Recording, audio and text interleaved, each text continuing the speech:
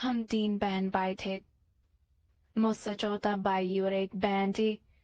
ابو دفتر میں ملازم تھے اور امی لوگوں کے اپریشیٹنگ تھی۔ میں نے کالج میں یوسیگولف سے داخلہ لیا تھا، پھر میں تعلیم مکمل کرنے کے بعد ماں باپ کا سہارا بن بھی نے اپنے بھائی کے ساتھ کالج طے کرتی تھی، مگر دنیا والوں نے بھی بھائی پر شک کرنا شروع کر دیا تھا۔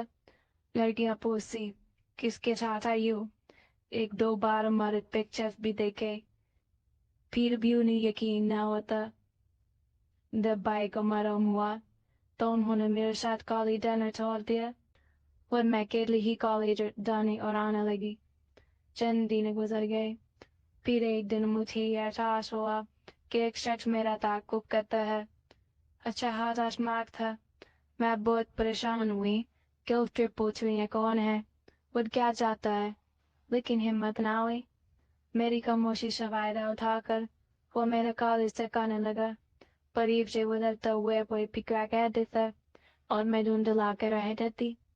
بعض اوقات اتنا وہ چاہتا، لیکن وہ اس قدر اعتماد تھا کہ ناراض ہونے کو دل نہیں چاہتا تھا، یا پھر میں فضول فوق تھی۔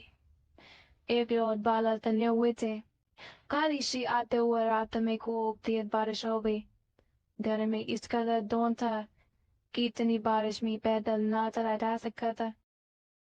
دیکھتے راستہ گل کھل ہو گیا۔ ابھی میں سڑک کنارے کھڑی ادھر ادھر دیکھ رہی تھی اور سوچ رہی تھی کہ سڑک کیسے پار کروں۔ پیچھے سے ایک آواز آئی، محترمہ آج تو بارش ہے، میری گاڑی بھی حاضر ہے، دریا ہو کر پہنچا دوں۔ میں نے مڑ کر دیکھا، وہی لڑکا کھڑا تھا۔ اف میرے اللہ، میں اس کو دیکھ کر اس قدر گھبرا گئی تھی۔ بارش میں بھیگا ہوا وہ کتنا اچھا لگ رہا تھا۔ اس کے لہجے میں منت تھی۔ نہ جانے میرے قدموں کو کیا ہوا، میں اس کے پیچھے چل پڑی اور اس کی گاڑی میں جا بیٹھی۔ اس نے اپنا نام ناظر بتایا اور شرافت سے ادھر ادھر کی 2-4 باتیں کی کہ میں کون ہوں، کتنے بہن بھائی ہیں، کس گھرانے سے تعلق رکھتی ہوں، وغیرہ وغیرہ۔ پر اس نے اپنی بات اری اچھا تھا پھر چھوڑا۔ اس کے بعد جب میں اپنے گھر کے سامنے اترنے لگی تو اس نے دوسری ملاقات کا وعدہ بھی لے لیا۔ اب ہماری کبھی کبھی ملاقات اور اکثر اتوا کتابت آنے لگی۔ گھر والوں سے چھپ کر میں اور پھر ملتی رہی۔ وہ میرے دل میں بچ گیا تھا۔ اس کی محبت میں ایسی کوئی نہ گھر کا حوصلہ اور نہ پڑھائی کی جانب دھیان رہا۔ اب تو میں گھر والوں سے زیادہ بات بھی نہ کرتی تھی۔ وہ پریشان تھے کہ مجھے نہ جانے کیا ہو گیا ہے، کیونکہ گھر میں اکثر وہ بروشی جاتی۔ امی پوچھتی تو کہہ رہی تھی پہیلی کے گھر چلی گئی تھی، پڑھائی مکمل کرنی تھی۔ پریکٹیکل کچھ سمجھ نہیں آ رہے تھے۔ یوں میں بہانے سے گھنٹوں اس کے ساتھ گھومتی رہتی تھی۔ وہ ڈال ادھر تھا، میں چلی رہتی۔ اس نے مجھ سے بڑے بڑے وعدے کیے۔ وہ مجھ سے کہتا، نوشین اگر تم نے مجھ سے شادی نہ کی تو میں مر جاؤں گا، اور میں شرما کر رہ رہتی تھی۔ اس کی باتوں اور وعدوں نے مجھے اس پر یقین کرنے پر مجبور کر دیا۔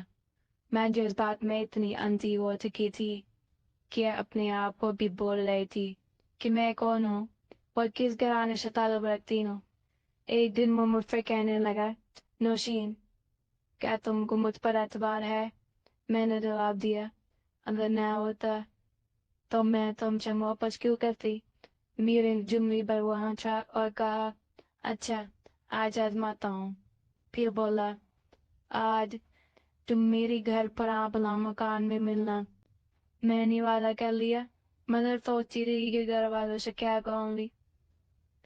در پہنچی تو کچھ نہ کھایا، ادا کر کے وہ مانی۔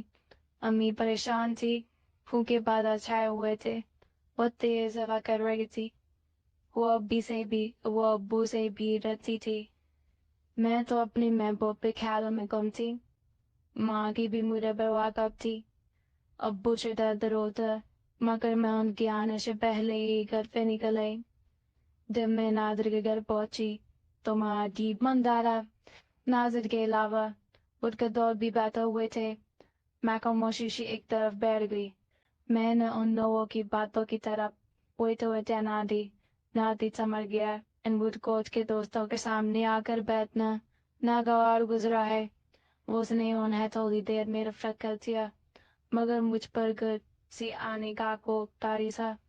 میں نے کہنا چاہا تو ناظر خفا ہو گیا اور کھلانے لگا کہ میں نے تم کو دانے کے لیے نہیں بلایا تھا۔ اس وقت مجھے احساس ہوا کہ میں نے یہاں آ کر کتنی بڑی غلطی کی ہے۔ میری ماں کی بڑی بڑی صورت میری نظر میں گم گئی۔ باپ کا حیرت چہرہ نظر آیا اور میں رو دی۔ ناظر میرے رونے پر نرم پڑ گیا اور کہنے لگا، 2 گھنٹے تک تو بیٹھو، میں ابھی تم کو وقت چھوڑاتا ہوں۔ پھر اس نے شادی کی بات چھیڑ دی اور کہنے لگا، شادی کے دن کے انتظار کے ساتھ جو محبت کرتی ہیں ان کی شادی تو آسمان پر ہو جاتی ہے۔ وہ جس وقت بھی محبت سے ملے وہ ان کی شادی کا وقت نہیں ہوتا ہے۔ میں سمجھ رہی تھی کہ اس کا مطلب کیا ہے، وہ کیا چاہتا ہے، لیکن اب میں بند پنجرے میں بس ایک بے بس چڑیا کی مانند تھی۔ وہ جب تک دروازہ نہ کھولے میں کس طرح آزاد ہو سکتی تھی، اب زیادہ کچھ لکھنا بے سود ہے۔ اس نے مجھے اس وقت آزاد کیا جب میں محبت کے نام پر لٹ چکی۔ روتی ہوئی میں گھر پہنچی۔ میری حالت بری تھی، عدم نرخرا رہے تھے اور آگ کی گہرا بچی ہوئی تھی۔ گھر کے صفوں سے دل کمرا رہا تھا۔ گھر پہنچی تو بڑے ہوئے شیر کی طرح ابا جان کو دروازے کے آگے ملتے ہوئے پایا۔ وہ اس کا چہرہ ایسا تھا کہ دیکھ کر تو میری جان ہی نکل گئی۔ جو ہی میں نے دروازے کی دہلیز پر قدم رکھا، باپ نے مجھے روک لیا اور گھر پوچھا۔ چٹ چٹ بتا کر آ گئی تھی، وہ نے جان سے مار دو ماں۔ ہوٹ سے میری ہچکی بن گئی۔ مگر باپ کے تیور ایسے تھے کہ واقعی اگر میں جھوٹ بولتی تو وہ مجھ کو جان سے مار ڈالتی۔ میں نے ڈرتے ڈرتے ناظر کا نام لے دیا کہ اس کے گھر گئی تھی۔ باپ نے اس وقت مجھے ساتھ لیا اور ناظر کے گھر لے آئے۔ انہوں نے مجھے اس کے حوالے کر کے کہا، لڑکی کو رکھو کہ اب میرے لیے مر چکی ہے۔ پھر وہ نکاح کا چلان لے لینا، میں آ کر باپ کو قرض ادا کر دوں گا۔ ناظر کو ایسی توقع ہرگز نہ تھی۔ میں خود حیران تھی کہ مارنے پیٹنے یا ناظر کو بلا کر بات کرنے کی بجائے میرے باپ نے کیا حرکت دی کہ مجھ کو اس کے حوالے کر دیا۔ ناظر نے مجھے چپ کرایا۔ ہم آگے بھی کرنا کرو بھی اچھا ہوا، اور ورنہ تمہارا باپ آستانی سے ہمارا رشتہ دینے والا نہ تھا۔ سب کچھ اٹھ بکول ہو گیا۔ اب تم بات آرام سے رہو، تو بادشاہ دوستوں کو بلاتا ہوں، قاضی کا بندوبست کرتا ہوں اور تمہارا باپ نکاح کے وقت آ کر رسم پوری کر دے گا تو تم باقاعدہ میری بیوی بن جاؤ گی۔ لیکن ہمیں نکاح یہاں کے بجائے کسی دوست کے گھر میں جا کر کرنا ہوگا، کیونکہ کل میرے گھر والے بھی آ جائیں گے اور میرے والدین سے شاید ہرگز اس بات پر راضی نہ ہوں گی، کیونکہ میری مننی میری سختی کی بیعت سے ہو چکی ہے۔ تم فکر نہ کرو، میں یہ مدنی توڑ دوں گا۔ صبح سویرے ناظر مجھے اپنے دوست کے مکان پر لے گیا۔ نوحالی تھا۔ شام تک میں نے کہا کی رسم اور والد صاحب کے آنے کا انتظار کرتی رہی، مگر کوئی نہ آیا۔ رات کو ناظر لوٹا اور بولا، تمہارے والد نے آنے سے انکار کر دیا ہے۔ ان کا کہنا ہے کہ تم میرے گھر پر ہو اور اس نے میرے گھر والے بھی شریف ہو، لیکن یہ ممکن نہ تھا۔ میں نے 2 دن کی مہلت لی ہے، پھر وہ پشاور چل کر والدین کو منا لیتے ہیں۔ اسی رات کی گاڑی سے ہم چل دیے۔ مجھے خبر نہ تھی کہ ناظر کے کیا ارادے ہیں۔ کسی اجنبی شہر میں اس نے مجھے ایک بوڑھی عورت کے گھر ٹھہرا دیا، جس کو اس نے اپنے رشتے دار بتایا تھا۔ یہ میں 2 سال رہی۔ جب ناظر سے کہتی ابا جان نہیں ہے اور نکاح کا کیا ہوا، تو وہ ڈال دیتا، کہتا تمہیں اس سے کیا، بس تم میرے پاس ہو اور میری بیوی ہو، ہم دونوں نکاح ہو چکا ہے۔ 2 سال میں میرے 2 بچے بھی ہو گئے۔ میں نے بھی حلاش اور سمجھوتا کر لیا.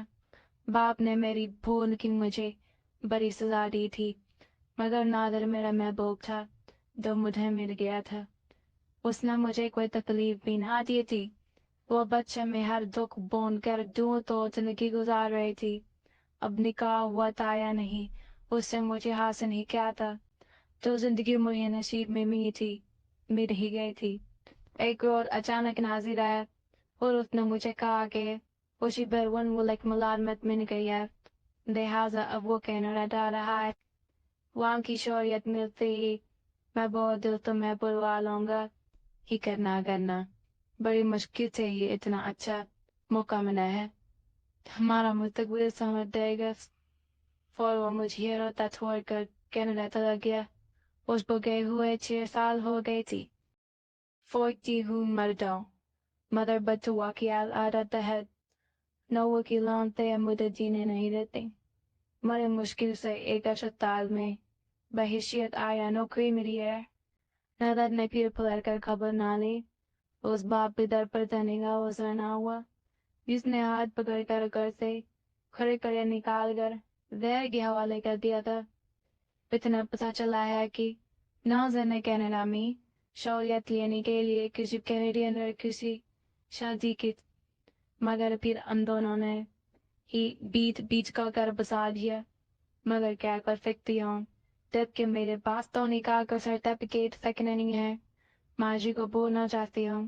ماں جی کی عادت ہستی ہے جب کسی لڑکی کو محبت کرتے دیکھتی ہوں تو سوچتی ہوں ان کا بھی میرے جیسا انجام نہ ہو، اور کسی دن یہ بھی لڑکوں کے اس محبت برے میوٹے کھیل میں آ کر اپنی عزت و آبرو نہ گوا دیں. یہ لڑکیوں کے دیر سب کم ہو کہانی سی. اگر آپ کو یہ کہانی پسند آئی ہے تو ہمارے چینل کو سبسکرائب کریں تاکہ آنے والی اور ایسی کہانیاں آپ کو بر وقت ملتی رہے. شکریہ.